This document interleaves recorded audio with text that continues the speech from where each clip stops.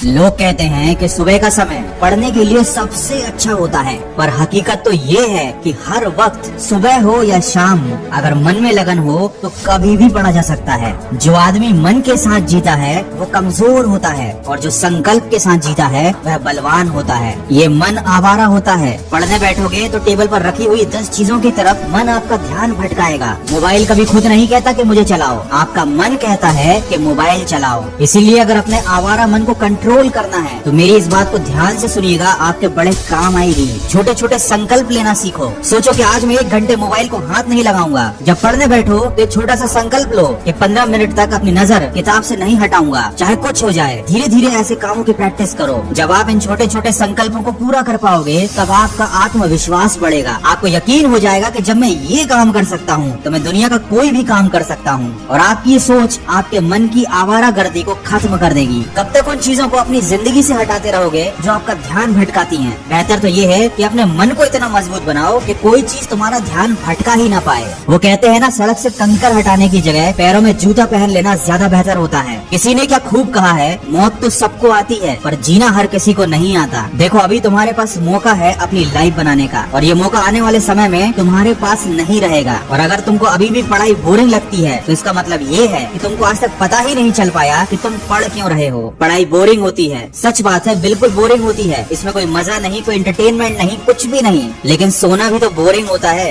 इसमें कौन सा एंटरटेनमेंट, कौन सा मजा होता है? खाना खाना भी बोरिंग होता है, लेकिन जब नींद आती है तो सोना पड़ता है। भूख लगती है तो खाना पड़ता है। तब एंटरटेनमेंट और मजा, ये सारी बातें मायने नहीं रखते, क्योंकि इनकी जरूरत नहीं है।